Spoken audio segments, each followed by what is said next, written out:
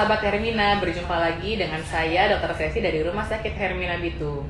Hari ini saya akan sharing bersama teman-teman, yaitu dengan membahas materi tentang perdarahan otak.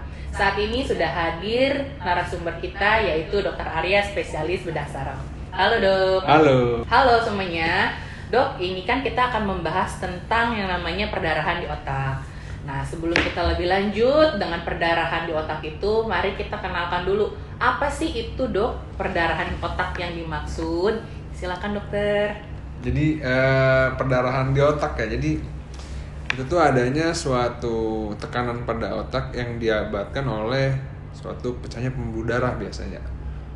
Perdarahan di otak itu ada yang terjadi secara spontan atau terjadi karena trauma. Nah, kita membahas masalah dua sisi berbeda ya. Kalau trauma jelas, misalkan dia terkena kepala, terkena benturan, entah itu tulangnya patah, pembuluh darahnya robek sehingga dia mengisi rongga di dalam otak. Jadi adalah penekanan perdarahan darah ke suatu struktural otak dan bisa merusak parenkim otak tersebut. Itu yang trauma. Kalau yang perdarahan biasanya itu pecahnya itu memang pembuluh darah di dalam otaknya itu emang ada normalnya. Kita tuh memang pembuluh darah di otak itu ada, itu fungsinya untuk mengalirkan darah, mensuplai oksigen, nutrisi dan segala macam. Nah, kalau yang spontan biasanya stroke tuh yang sering dok ya. Itu pembuluh darahnya pecah. Jadi sama juga prinsipnya, mengisi rongga atau space di dalam suatu otak tersebut sehingga mengakibatkan ada penekanan pada otak itu. Oke, siap dokter. Dok mau nanya, untuk pasien perdarahan dalam otak karena trauma itu sendiri kasusnya sering terjadi atau tidak sih dok? Banyak banget ya kalau di Indonesia, mungkin karena memang warga Indonesia itu endemik menggunakan kendaraan roda 2 ya. Paling sering banget kecelakaan roda 2 atau kecelakaan pada kendaraan bermotor. Nah, itu banyak juga yang masyarakat Indonesia juga tidak menggunakan helm sehingga jatuh, kepalanya langsung tidak ada proteksi, kepalanya langsung membentur aspal. Itu sering banget. Nah, kalau dia nggak ada proteksi, direct impact misalnya ya gitu, kalau antara tulangnya patah di dalam kepala menyebabkan atau pembuluh darahnya robek sehingga bisa menekan fungsi otak normalnya. Paling sering. Oke, baik dokter, untuk selanjutnya tadi kan ada mekanisme yang karena trauma dan juga yang bukan trauma atau spontan.